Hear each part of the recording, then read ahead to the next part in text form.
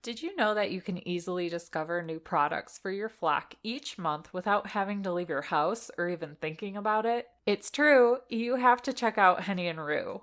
Henny and Rue's monthly subscription box includes products that may not be available to you at your local feed store. The box has a variety of items ranging from things to add to your first aid kit, treats for your hens and roos, and there's always something special for the chicken keeper. So go to hennyandrue.com and use code DRINKINFARM at checkout to get 10% off your first subscription box.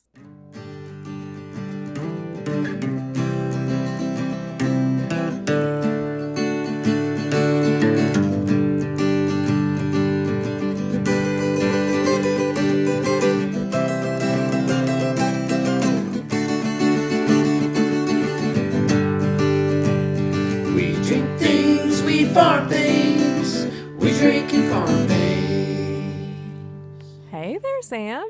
Oh, hey there, Bev. What are you drinking?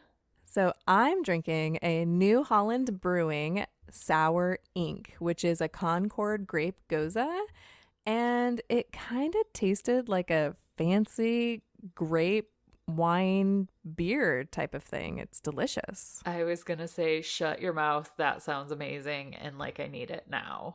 Yeah, I mean, it's from New Holland Brewing, which is in Michigan, so you can totally get it. Yeah, I'm going to have to Google that when we're done recording because that sounds like it's right up my alley. It is. What are you drinking over there? So I am still on the canned wine bandwagon. And I drink a Union Wine Company Underwood, The Bubbles. Yum. Which it tasted a lot like the man can that I had in like 2 episodes ago or an episode ago. It's very Andre feeling and it's bubbly. And I just really like this company because they say we love our wine. We just don't drink it with our pinkies in the air. Hashtag pinkies down. That is so me. And circa like 2017 Sam having a YouTube channel. That's awesome. Yes. So cheers to canned wine. I still really like that. Awesome. And welcome to We Drink and We Farm Things, the Minisode. Yes. So you may be asking yourself, didn't you guys just drop a Minisode like 2 days ago? Yes, we did. But we had the opportunity to interview another podcasting queen this week. So we're really excited to just give you guys this content right away. Yeah, especially because when we spoke at Coop Camp this year, our presentation's main focus was on why you, yes, you, in all capital letters, you, should be telling your farm story via podcast. And we know that podcasting is a ton of work, and there's probably a lot of women out there and a lot of women that are our listeners in the farming space that have a story to tell, but don't have the time or energy to create their own show. So today we're talking to Katelyn Duban, which is also known as @WildRoseFarmer on Instagram, about her podcast, The Rural Woman Podcast. Yes. And Katelyn has had this podcast since March of 2019.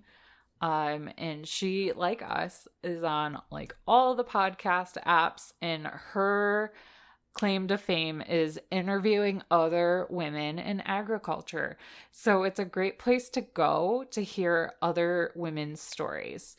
And it gets you all feeling good and women empowered. And she got you guys will hear it in the interview. She's lovely and funny and charming. And I think I might have a little bit of girl crush now.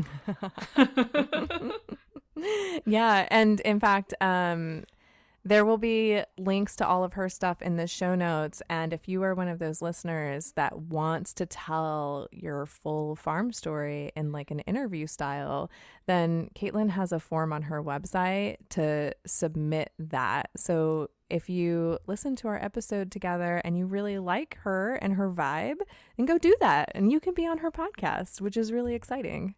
Yes. And we highly recommend it because this episode is actually really special because it's a 2-parter, and there's another half ready for you to listen to over on the Woman podcast, where Katelyn interviews us. So you might learn some things about us that you don't know yet. So after you listen to this one, make sure you hop on over to the Rural Woman podcast and check out our interview that she did for us. Yeah. So today we're going to talk about Katelyn and how she got into farming and where she came from, and talk all about her podcast and what inspires her. It's a really good episode. And like Sam said, don't forget to go listen to the other half over on her podcast, the Rural Woman podcast. But otherwise, let's just dive right in and enjoy. Yes. Oh, and you know what? Before we go, we must point out that this week's drink sponsor for this episode is our friend Jessica Hawkins. Yes, one of my real life friends. I could not possibly forget her. Thanks, Sam. Well, thanks for joining us, Katelyn. Welcome. Thank you so much for having me. Yeah, so we're super excited to have you here and for our listeners to get to know you a little bit. So why don't you tell us a bit about you and your farm? Well, my name is Katelyn Duban. I am a female farmer up here in Canada. That is north of where you guys are. My husband and I farm on our certified organic operation here in southern Alberta. We grow a variety of crops, cereals and oil seeds, and he is a multi-generational farmer, and I am a first-generation farmer, I believe, in my family. I married into farming and became a farmer through him. So Nice. we became certified organic. This is our second full growing year as organic, and we're pretty proud of that. It's a lot of work, but... And yeah, that's kind of the basics of what we do here. Well, that's really exciting. So you guys just got certified organic. What do you farm on your farm? I'm going to say farm a lot. Well, we grow a variety of things. So kind of our biggest crop that we've grown the last 5 years has been hemp. We grow it for the grain, for the seed. And we'll do other things like cereals and barleys, wheat, beans. This year we have quite a few sunflowers. So it's kind of a mix mash of kind of a little bit of everything. That's so cool that you farm hemp, because Sam and I have talked a little bit about hemp farming on the podcast before. So we're like super curious to hear all about that and how that works in Canada, because you guys have been allowed to farm hemp for a while, right? Because it's kind of new here for us in the States. Yeah, I think it was just, if I remember correctly, last year or this year is your first year that you can legally grow it in more states than you had before or at all. But yeah, no, it's been legal here to grow. There's lots of loops and things that you have to jump through to be able to grow it. You need to be certified through Health Canada. So you have to go through their contracting processes, and they have people come in and inspect your farm and that kind of stuff. So it's a difficult crop. I will say it's not the easiest thing to grow. It's kind of a pain. It grows really tall, really fast. It's hard on equipment to process, but yeah, it's been good. It's definitely an eye-catching crop when you're driving by. Because you drive by and you're like, what on earth are they growing over there? I want to stop at that farm. Yes. Yeah. So, but yeah, no, it's been a good crop for us, and we've been doing this. I think it's been at least 5 years we've been growing hemp now. So That's very cool. Do you guys have any kind of livestock on your farm? Well, I personally have my own miniature livestock operation, I call it. My husband does not call it an operation. He calls it a mishmash of whatever I found at the auction and brought home. So I like it. right.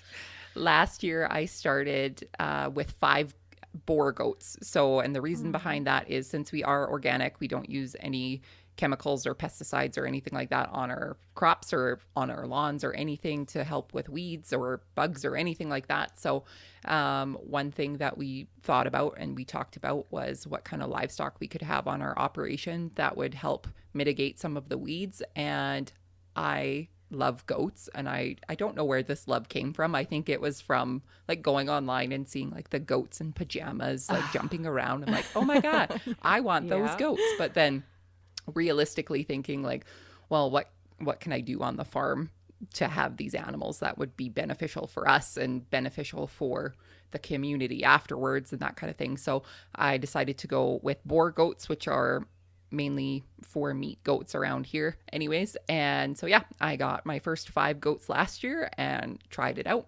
I liked it. It was pretty good. So this year I decided, why not get 10 goats and 2 bottle calves. So that's what I brought home from the auction this year. And yeah, it's been a big learning curve. It's kind of, I get help from our crew when I need it, but other than that, I'm kind of a one-woman show when it comes to the animals on the farm. But we also have a feedlot on our property for cattle, but we rent it out. We don't do anything with that, but I definitely go and try and see those cows and make them my friends, but they're not my friends. But so yeah, it's kind of a mishmash around here. I'm an animal lover, and I don't know if that's a really good mixture of being a farmer and being an animal lover, because it can get emotional at times, but so far it's been okay. So how long have you been farming? Well, technically it will be married 3 years in December, so it will be 3 years then. But when we got married, it was never my intention to ever be a farmer. I was marrying one, but it didn't mean I had to be one. I had a whole, I guess, separate life before I became a farm wife and a farmer. I worked for post-secondary education institution in the town that's near us. And I worked in post-secondary for 8 years, I believe, before I left my position to become a full-time farmer. We were married for 9 months before I decided that it was time to leave my job and give this a real shot. So I don't say I fell in love, because there's still some days where I'm thinking like, what on earth am I doing? But I fell in with farming, and I decided that this is what I wanted to do and put my hat in the ring for it. So is there anything you miss from your past life that you just kind of had before your relationship and your marriage and in your previous job, that you haven't really found a substitute for in your new farm life? Or do you feel like you've kind of gone through a different season in your life, and you don't really miss that anymore?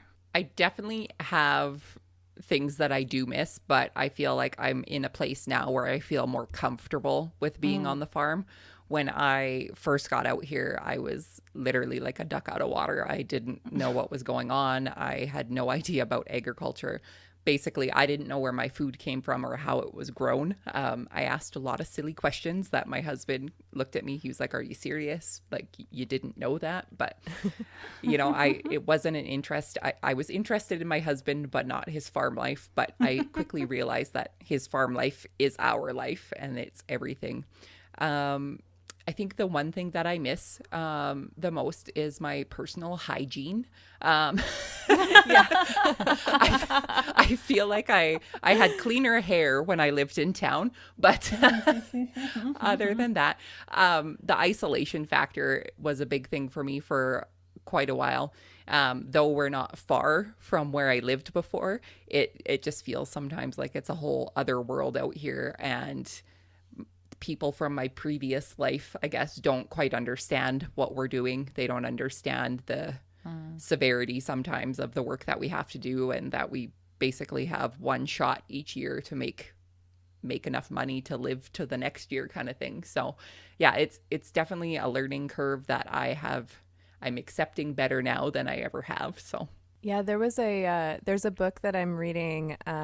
It's called Country Grit, and it's about someone who left the city and moved to become a sheep farmer. And I had like a tiny bit of PTSD when I was reading her first chapter, and she talked about how when she left her life in the city and moved to a farm, she felt really alone because none of her friends were happy for her because they didn't understand it. They didn't get it.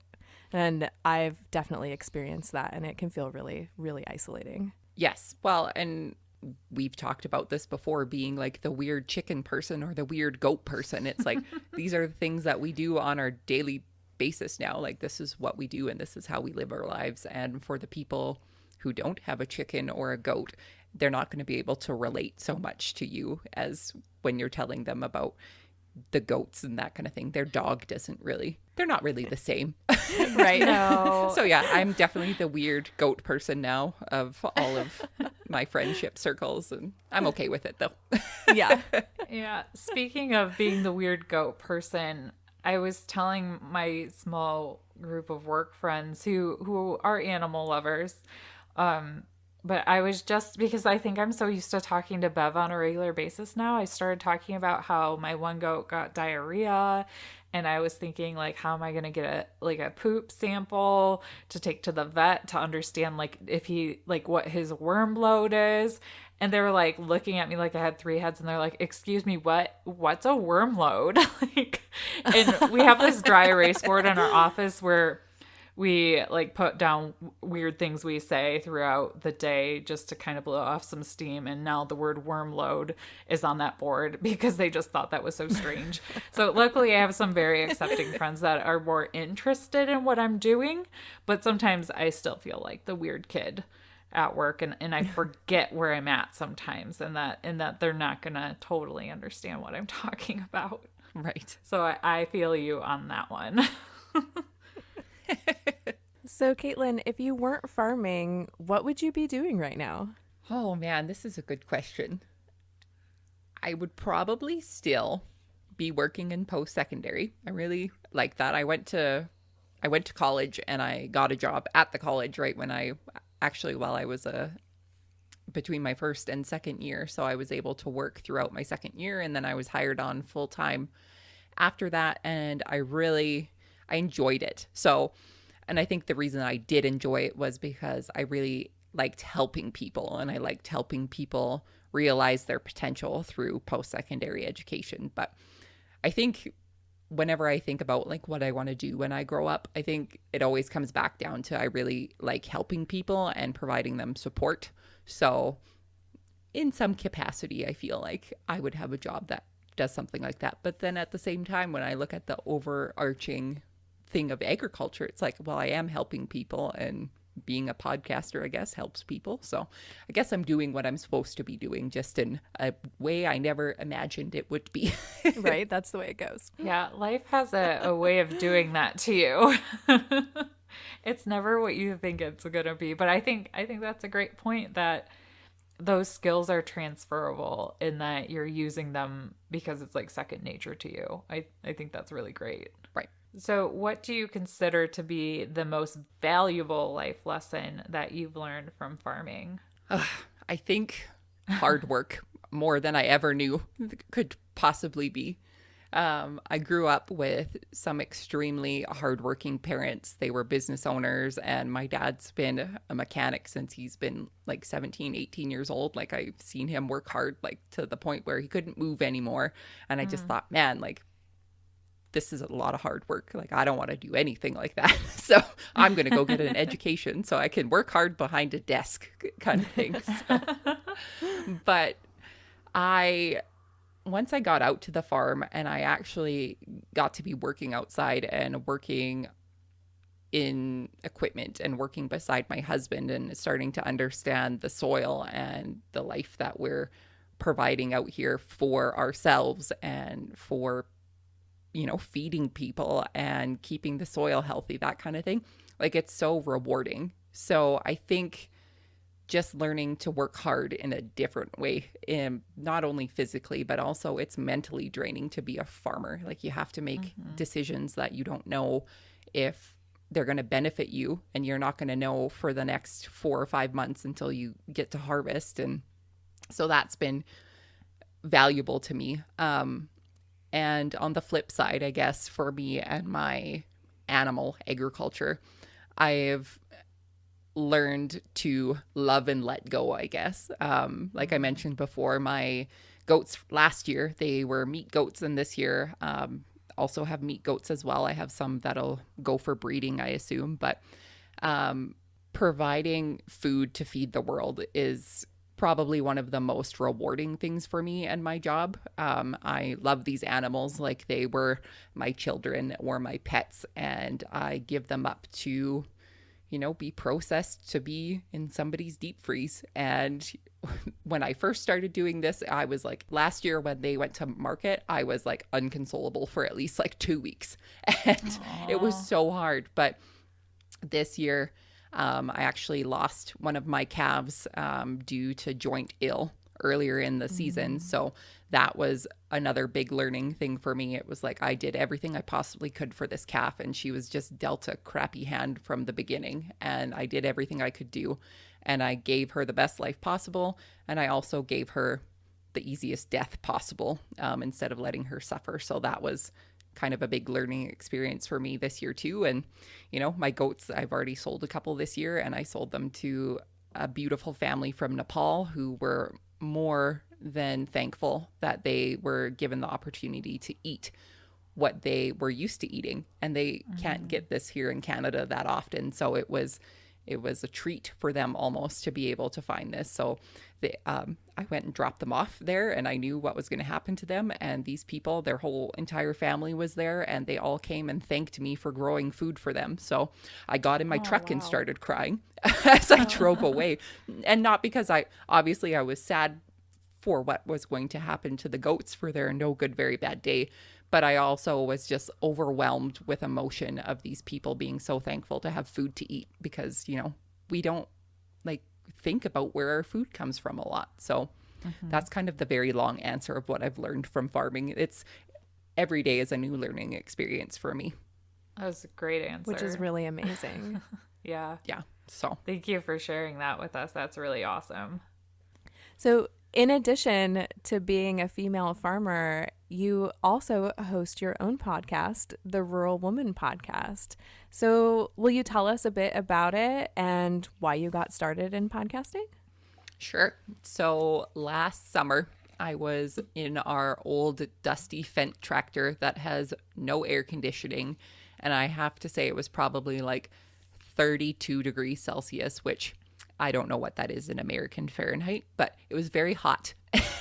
And had the windows open. It was dustier than heck. And I was just mowing along, and I was watching Instagram stories while I was working. So don't tell my husband I do that. But I was watching these stories of all of these different women in agriculture that I follow. And I was just so amazed by how many different stories that they each had, and it varied from one story to the next. So there would be a female rancher or a female farmer or a homesteader or a farm wife and a farm mom, and they were all doing so many different things on their farms or homesteads and ranches. And I just thought, isn't this amazing that we all have different roles on our operations, but we all have so many similarities as well. And just being a woman on a farm is quite just like an interesting job to have. There's no two jobs that are the same. And so I'm just in awe of all of these women. And I'm just thinking that their stories are so amazing. And I thought, well, what can I do to help get these stories out to more women?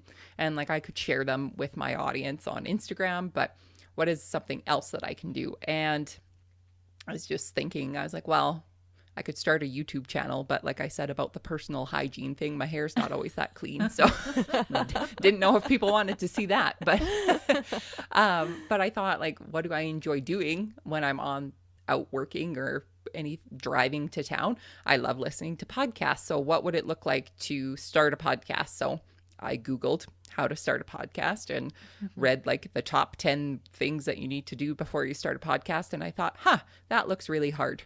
And I was like, well, maybe I'll do this. Maybe I won't. And I kind of sat on it for a few weeks, and I talked to my husband about it. I was like, I really feel like I want to start a podcast. And he said, I really feel like that sounds like a lot of work. I was like, it is a lot of work, but I have this feeling in my gut, I really want to do this. And he's like, well, look into it and see what it looks like. And so I Googled some more, and then I thought, oh man, I can't just sit here by myself and talk to myself. Maybe I should get a co-host. And I actually approached one of my friends from Instagram for starting a podcast with them. And we talked about it for a few months, and it didn't work out. And I was just like, well, that's a sign, like, I don't need to do this. And then still, like, I still had that gut feeling like I need to get these stories out there and I need to share these stories. So I ordered a microphone on Amazon, and it came and it collected dust for a few months because I was just like, I just couldn't pull the trigger. And then one day, my husband and we actually had an argument about something, but I just got so fired up about everything. I was like, I'm just going to do it all. And so I came in and I sat down at my laptop and I just started going and never looked back since. So the Rural Woman podcast was officially kicked off because my husband annoyed me. So, I mean, that's good motivation right there. Right, Yeah. right. So thank you so much, dear husband. But yeah, so the Rural Woman podcast launched in March of 2019, and it has been going since then. That's so exciting. Yeah. So what I do on my podcast is I basically interview women from agriculture, and it's any part of agriculture. They could be a farmer, a rancher, a homesteader, a farm wife, like whatever their job is in agriculture. I just sit down and chat with them and ask them about their stories and what they do on their operation. And I basically have just been sitting here in awe of all of these women that I've chatted with, and just been learning from them, learning so much, whether that be about their operation or how they do things, but just learning the resiliency of a woman on a farm has been the biggest learning experience for me in podcasting. Yeah, I've listened to a couple episodes, and it is super inspiring to hear just the variety of stories and the passion and the emotion behind everything. So I thank you for, fighting with your husband and starting a podcast, because I think that's your podcast and our podcast both expand the viewpoint of agriculture, but in very different ways. And they're both so important. And I just think it's so great. I love the structure of how you interview people and encourage them to tell their stories, because being an interviewer is hard. Like, getting people to open up is hard. And so I think it's great that you finally just kind of bit the bullet and did it. And because it's just beautiful to hear all those different stories, and it's so empowering as a female to hear it too. Yeah, I think so too. And that's something that I've heard from my listeners, is just hearing other people's stories of agriculture has empowered them to share theirs, whether it's on my podcast or just through their social media channels, and knowing that they're not alone in the struggles that they face as a woman in agriculture, and knowing that there's stigmas and there's roadblocks and for everybody, not just them, and Right. helping us all kind of work through those together is pretty empowering for not only them, but for me as well. Well, and I really love that there's another farm podcast out there, because I spend around 6 hours a week mowing, and I like to listen to podcasts while I do it. And I caught up on all of my podcasts. And I feel like every time that happens, another one comes out and I'm like, yay, I get to binge listen to another podcast. And Right. So I've had you in my ear while I've been mowing. That's great. You too. I love whenever I'm on whenever I'm on the mower, the podcast is going. But today, the mower started on fire, so it was a short podcast day. I mean, that's the story of our lives. Pretty much Right. everything's on fire here all the time. Yeah. So, we were doing kind of this crossover thing. So I saw that you were going to ask us this question. So I put this question in for you too, because I'm curious to know, what is the one piece of advice that you'd give someone who is looking to start a podcast?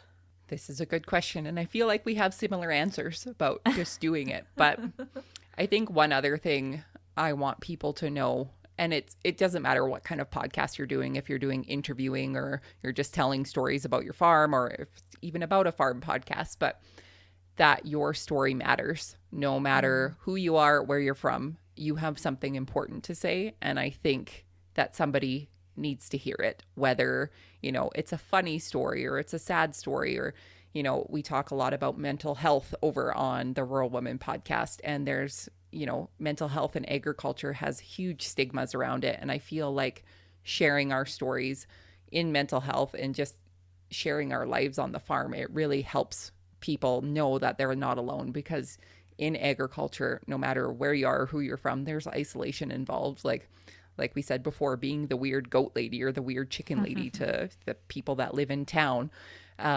knowing that you can connect with other people through your story, I think is a really powerful thing. So if you're looking at doing a podcast or a YouTube channel, or even just, you know, talking more on your Instagram stories, like, I just encourage you to do it, because your words are powerful to somebody somewhere. And I think you should just go on and do it. I like it.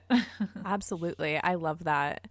Because it can be hard, and it can feel like, well, who's going to be interested in what I have to say? I'm just, you know, so-and-so over here doing this. But no, someone can gain value from that. And I think it's important that people know that no matter what they do, it's important.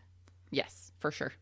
Right. And I think that there's like a level of bravery that goes into opening up and telling your story, because being vulnerable can be very difficult.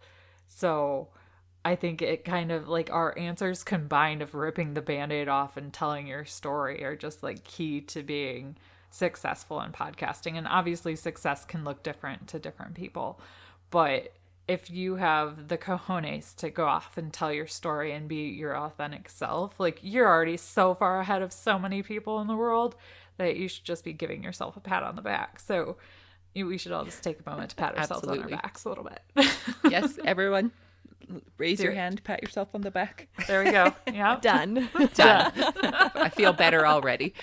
Oh, I do too. There's something about that. Well, and I feel like vulnerability is like the word of 2019. The more vulnerable we are with each other, the more we can just relate, or at least empathize if we can't relate. That's one of the reasons why I got into listening to podcasts was, I mean, I grew up in a small town in the desert, so I didn't get to see a lot or meet a lot of people. And when I moved to a city for the first time, I felt like a fish out of water. And now I live like in the country in rural Ohio, which can feel a little isolating also. But by listening to all these stories, like, I feel like I know places and I know people and I know experiences that people have had, good, bad, and ugly. And I feel like that helps me be a better person. Right. So speaking of stories, one of the things that we do on our podcast is we ask our interviewees to tell us a farm story.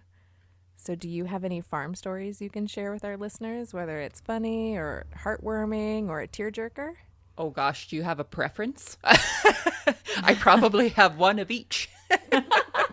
I think tell them all. Yeah, you can tell them all, but my personal leaning is always funny. So, well, I was actually thinking about this today before the lawnmower started on fire. I was thinking about our compost piles, and I remember it was the winter still. So since we have our feedlot here, we have access to loads and loads of manure from the cattle here. So one thing that we do is we make our own compost. And I remember standing at the kitchen window before I was leaving to my city job, all dressed up nicely and whatnot, and sipping my coffee and looking out the window. And I thought I saw a fire because there was smoke coming out from behind the shop. And my husband had already left. He was outside. And I'm just thinking to myself, this is my moment to shine. Like, I'm going to go save the farm from this fire that is happening behind the shop. So I get into my little car and I go ripping down the road. And as I'm getting closer, I'm realizing that it's not smoke, but it's actually steam. And the steam is coming from the compost pile that he is turning with the tractor. And before I could do anything, I am amidst in this steaminess of shit that is billowing into my car. And I'm just thinking, I was like, oh my God. And I'm trying to phone him while I'm doing this. And I get there and he's like, what are you doing? I was like, I thought there was a fire. And he's like, and he was like, and what were you going to do when you got there in your car? And I'm like, I didn't know. But I was just like so upset about this. So I turn around and I start driving to work. And I swear my nostrils had burned like the smell into my nose for the rest of my life. Because like, when you don't grow up in the country or when you go out to the farm, like your instant reaction when you get here is like, it stinks. So this is what I thought my life was now. Like everything was just going to smell like manure from now on. But anyways, I get to my job and my boss looks at me and she's like, you look kind of upset. And I'm like, well, so I tell her the story and she's just roaring, laughing on the floor kind of thing. Like, she's just like, oh my God, how are you going to do this? And I'm like, I don't know. No. So while I was driving past our new compost piles today in the mower on the way to go mow outside of our home yard, I was like, yep, I know what this smells like now. This is not a fire. It is just steamy compost. So it just means you're doing it right. yes, exactly. Yeah, exactly. So you don't need to be a hero, folks. Just phone your husband and see where the smoke is coming from first. Oh, I like that. That was a good one. Thank you for sharing that. Okay, so last question for today. If you could tell new listeners to listen to one episode as their first one of your podcast, which one would it be? That's a very good question and a very hard question. I really have enjoyed all of the ladies that I've been able to talk to over the last 23 episodes now, I think I'm at. But the one that I was excited to do was with Annabelle Morgan, more or less because I got to do this interview face-to-face with her at the Super 8 Motel in Bozeman, Montana. Oh, awesome. I've been there. Have you? That's too funny. But yeah, no, I met Annabelle through Instagram and she basically became my calf mentor, unbeknownst to her, because as soon as I had bought my bottle calves, I sent her a message on Instagram and I was like, hey, is it okay if I phone you? And she was like, okay. So here's this Canadian phoning. It's like, hey, I bought these bottle calves. What do I do now? Like, I don't know what I'm doing. So she walked me through everything and she helped me when my one calf was sick, and she is my other calf's biggest fan. She wants to adopt Taco. And, but yeah, that was the funnest one to do. And we chat a lot about kind of the experts in agriculture. And I say this with air quotes of the experts, and just how important it is as farmers and ranchers and producers to be sharing our stories and to be connecting with people outside of agriculture to tell them what's actually happening on the farm. So I think the topics that we talk about are really interesting, but I also feel like the part that I loved the most was being able to do this face-to-face with a person that I connected with online who wasn't a serial killer, that I was able to meet in person in real life. Because like I said before, the isolation factor in farming has been one of the biggest struggles for me. And being able to find a person that I could sit face to face across with, that I could tell her what my struggles were in my current day-to-day life, and for them to understand, was like the biggest powerful thing for me. So that was kind of, I liked it because what we talked about, and I also liked it because I was able to sit and connect with somebody that I met on the internet. So I think one of the things that I've loved the most of podcasting is just being able to connect with other women and other people in agriculture and know that we're not alone here in this. So that's awesome. Well, thanks so much for joining us today. We really appreciate you coming and being with us here. I really appreciate being able to drink a margarita and it not being weird doing a podcast. So right. You're in good company. Yes, you are. You can drink with us anytime. All right. Yeah. So if our listeners are trying to find you after this interview, where should they go look? Well, I am on all of the social media platforms under a Wild Rose Farmer. My website is wildrosefarmer.com, and they can tune in to the Rural Woman podcast anywhere you can listen to podcasts. Excellent. And we'll have links to all of those in the show notes for you. Awesome. Well, thanks for listening, guys. We really appreciate you tuning in and hearing the second minisode of the week. Yes. And don't you worry, we will be back to our regularly scheduled program next Friday with a full-blown episode, because you must be wondering, what the heck's going on with Herc the Donk? Right? Well, don't worry. It's nothing scary. Everything is going good as of when we recorded this, of course. Yes. Yes. Things can change rapidly, but it sounds like it's improving over there. Yes, very, very much so. And of course, you can find Katelyn over at wildrosefarmer.com. Check out her podcast, the Rural Woman Podcast, over wherever you listen to podcasts. And we'll have links to her website, where to get her podcast, all of the good stuff in the show notes. So please check that out. Yep. And if you haven't already and you're still listening to us wrap up this show, as soon as we're done, head on over on whatever podcast app you're listening on. Go check out the Rural Woman podcast and listen to her interview us, because it was a doozy. It was. And until next time, drink, farm, and give zero clucks. Bye, guys. Bye. We drink things, we farm things, we drink and farm things.